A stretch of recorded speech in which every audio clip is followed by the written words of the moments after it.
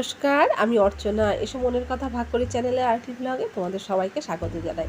এর আগের ব্লগে তো দেখিয়েছিলাম আমরা সবেমাত্র হোটেলে এসে পৌঁছেছি আর চা পড়ে গেছে হাতে, গল্প করতে করতে চা খাচ্ছি।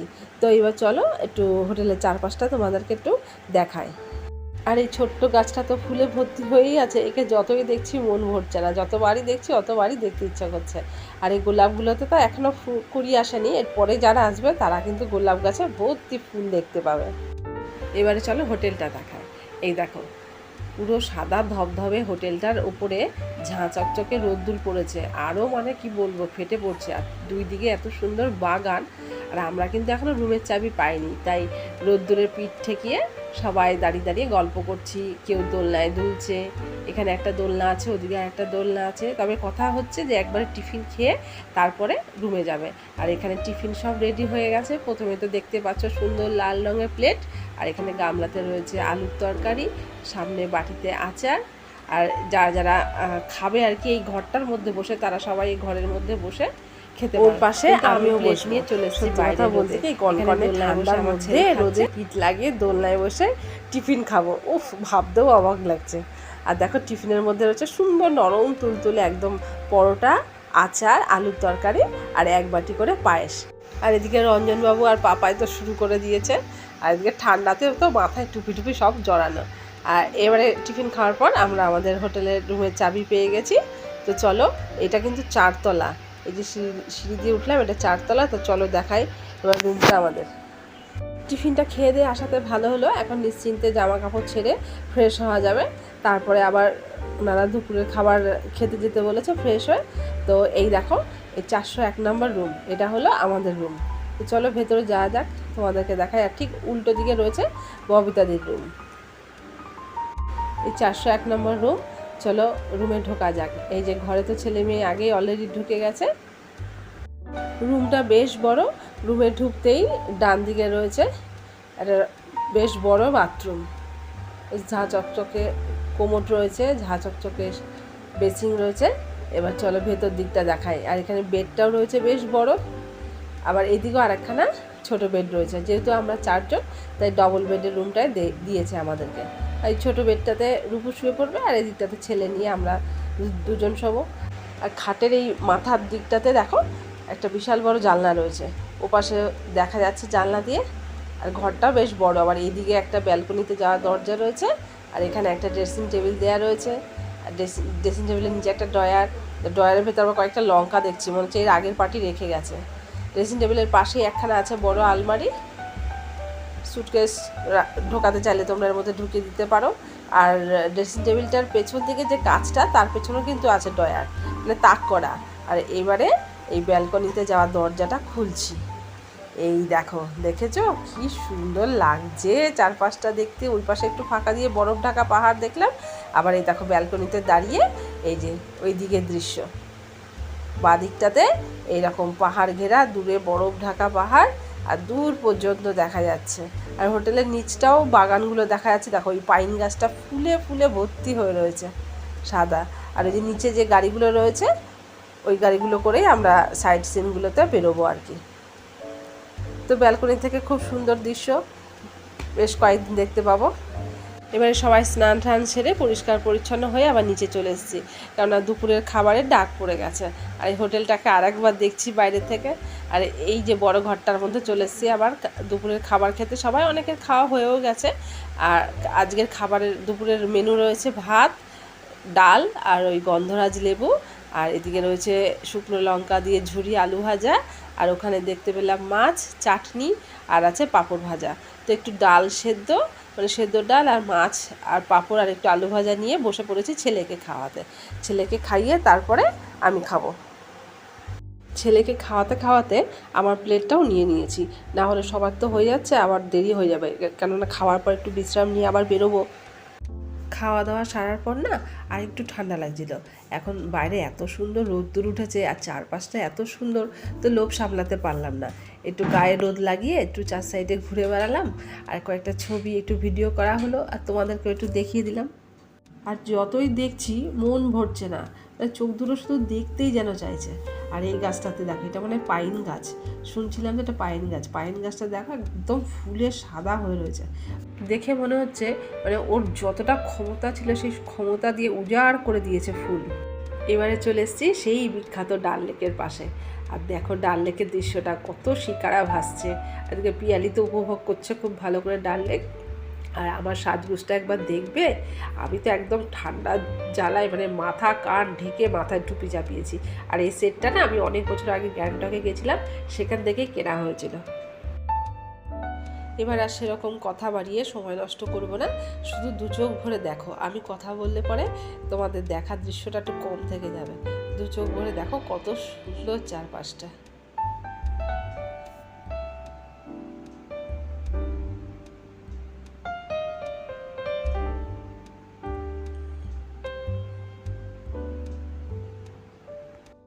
আর সত্যি কথা বলতে কি, এই পড়ন্ত রোদ গায়ে মেখে ডাল লেকের পাশ দিয়ে কনকনে ঠান্ডার মধ্যে দিয়ে হেঁটে যেতে বেশ ভালোই লাগছে। আর পেছনে আমাদের সব দলবলেরাই রয়েছে। একবার এই পাখিটাকে দেখো, কি সুন্দর রং পাখিটার। জল থেকে টুকটুক করে মাছ ধরছে আর নৌকায় বসে বসে খাচ্ছে। সত্যি কথা, সব কিছু মিলিয়ে একদম অপূর্ব। এসব মুখে বলে ভিডিওতে দেখিয়ে এসব কিচ্ছু হয় না, নিজেদের চোখে না দেখলে পরে বিশ্বাস করা যায় না যে কাশ্মীর কী জিনিস। এবারে আমরা উঠে পড়েছি শিকারা রাইডে। আর জানো তো, শিকারাতে না 4 জন করে বসার কথা, কিন্তু আমরা এখানে বসেছি, আমি আর আমার মেয়ে আছি, পাশে তো মামি, আর সামনে রয়েছে আমার ছেলে আর রঞ্জন, আর ওই পাশে রয়েছে গুড্ডু আর পিয়ালি আর ওর বাচ্চাটা। এক একবার যা নিচু হয়ে যাচ্ছে না জলের মধ্যে একটা সাইড, আর অমনি সব চিৎকার চেঁচামেচি শুরু করছে, কি ভয় করছিল এক একবার। ডাল লেকও এক অদ্ভুত সুন্দর, নিজের চোখে এসে না দেখলে না এ বলে বোঝানো যায় না। আর মানে এত উঁচু পাহাড়ের ওপরে এত জল, এটা একটা ভাবতে যেন অবাক লাগে। আর দেখো অপরূপ দৃশ্য, চারিদিকে কত শিকারা ভেসে বেড়াচ্ছে, এত সুন্দর লাগছে কি বলবো। আর প্রত্যেকটা শিকারায় দেখো হয় 2 জন না হয় 4 জন করে বসেছে। আর আমাদের শিকারাতে আমরা অনেক লোক উঠে পড়েছি, আর শিকারা তো পুরো একদম মানে জল ছুঁই ছুঁই করছে, মানে ভেতরে জল ঢোকার মতন অবস্থা হয়ে যাচ্ছে।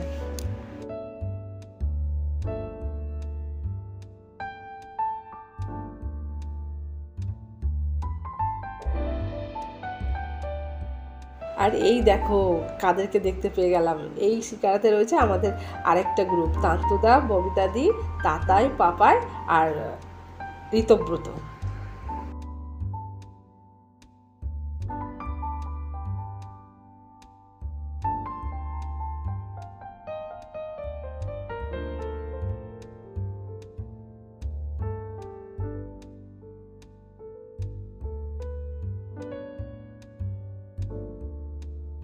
আর এক একবার কি মজা হচ্ছে জানো, কেউ যদি একটু এদিক ওদিক একটু নড়ে উঠছে তাহলেই শিকারাটা ওইদিকে বেঁকে যাচ্ছে, আর সব হই হই করে উঠছে, এই ডুবে গেল ডুবে গেল ডুবে গেল। সে যে কি মজা লাগছে। তবে প্রচণ্ড ঠান্ডা লাগছে জানো, একদম কনকনে হাওয়া, ঠান্ডা কনকন করছে হাওয়া। কত দূর যেতে পারবো জানি না, মনে হচ্ছে বেশি দূর যেতে পারবো না, ঘুরে চলে আসতে হবে।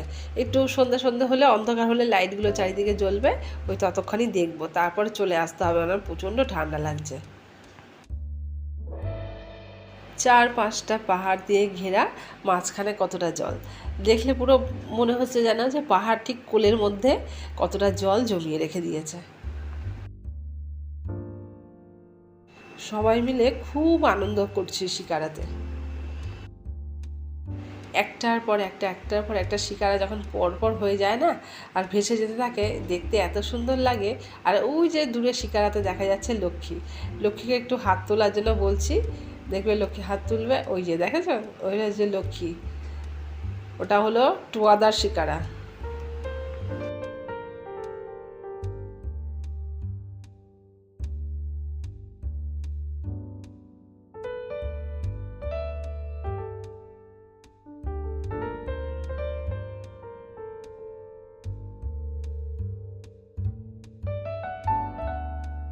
হাউস বোটগুলোতে এক এক করে লাইট জ্বলে উঠছে, আর দেখতে এত অপূর্ব লাগছে কি বলবো। আর এই সব বোটের মধ্যে এখানকার বাজার দোকান, বড় বড় মার্কেট, হোটেল সবই রয়েছে এই জলের মধ্যেই ভাসমান। এই যেগুলো দেখছো এগুলো এক একটা হোটেল, এখানেও এর মধ্যেও লোক থাকে, তবে ভাড়া নাকি প্রচুর শুনলাম। আমাদের সঙ্গে যে পুচকেটা আছে মানে আমার দেওরের ছেলেটা, ও খুবই এখন উৎপাত করছে, থাকতে চাইছে না, জল ধরবে। আমাদের শিকারাটা আর আমাদের সঙ্গে তো আরও দুটো শিকারা ছিল, আমাদের 3টে শিকারাই এখন একদম পরপর একসঙ্গে চলেছি, আর এত ভালো লাগছে দেখতে।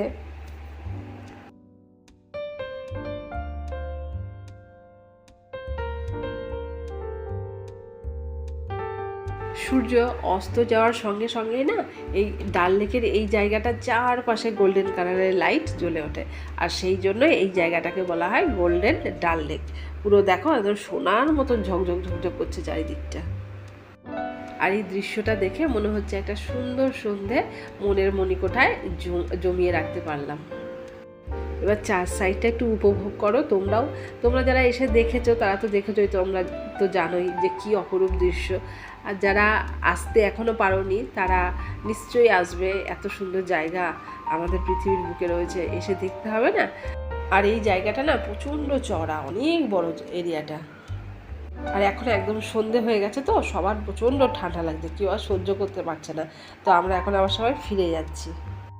ওই যে রাস্তার ধারে ঘাটগুলো দেখছো, ওই ঘাটগুলো থেকেই আমরাও উঠেছিলাম। এই সমস্ত ঘাটগুলো থেকেই শিকারাগুলো ছাড়ে।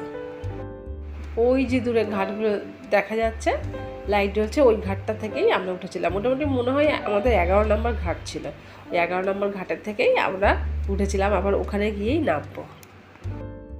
এবারে ফিরে এসেছি সবাই মিলে হোটেলে, আর হোটেলে এসে আর এক রকম আনন্দ উপভোগ করলাম। আজকে এক কাকুর, আমাদের মানে এই গ্রুপেরই, আমরা যে 40 জনের গ্রুপটা এসেছি, 40 জনের গ্রুপের মধ্যে এক কাকুর জন্মদিন। ওই যে দীপঙ্করদার পাশে গিয়ে দাঁড়িয়েছেন, উনি হলেন কাকু, এই কাকুরই জন্মদিন। সেই জন্য একটু জন্মদিনের আয়োজন করা হয়েছে। দীপঙ্করদা কেকটার ওপরে মোমবাতিগুলো সাজিয়ে দিচ্ছে, তারপর কাকু কেক কাটবে।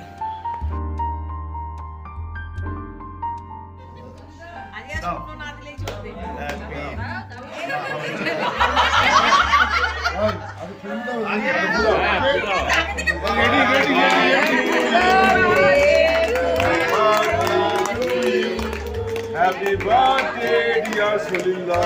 Happy birthday to you. Happy birthday. ধরে রাখুন, ধরে রাখুন।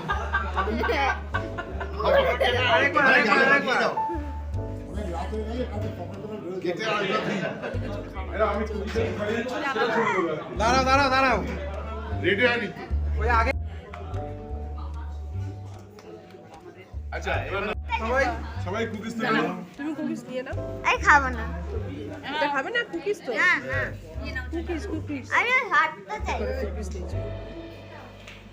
সবাই একটু করে কেক নিয়ে নিও এখান থেকে। কেক নিয়ে নাও। এত হাতটা চাই। এবার সবাই মিলে বসে পড়েছি ডিনারে। ছেলের প্লেটটা নিয়ে নিয়েছি, একটু পনির আর একটু চিকেন কষা আর একটু রুটি, ছেলেকে খাইয়ে তারপরে আমি খাবো। এবারে আমার প্লেটেও পড়ে গেছে রুটি, চিকেন কষা আর আলু পটলের তরকারি আর পেঁয়াজ। তো চলো সবাই মিলে ডিনারটা করে নিই। আর আজকের মতন ভিডিওটা তাহলে আর বেশি বড় করব না, এখানেই রাখছি। ভিডিওটা ভালো লাগলে প্লিজ একটা লাইক শেয়ার কমেন্ট করতে ভুলো না। আর তোমরা যারা আমার চ্যানেলটিকে সাবস্ক্রাইব করে দিয়েছো তোমাদের সবাইকে জানাই অজস্র ধন্যবাদ। এভাবেই তোমরা আমার পাশে থেকো। তো চলো আজকের মতন এখানেই রাখি, টাটা, দেখা হবে আবার পরবর্তী ভিডিওতে। তো সবাই ভালো থেকো, সুস্থ থেকো, সাবধানে থেকো, সবাই নিজের খেয়াল রেখো, কেমন?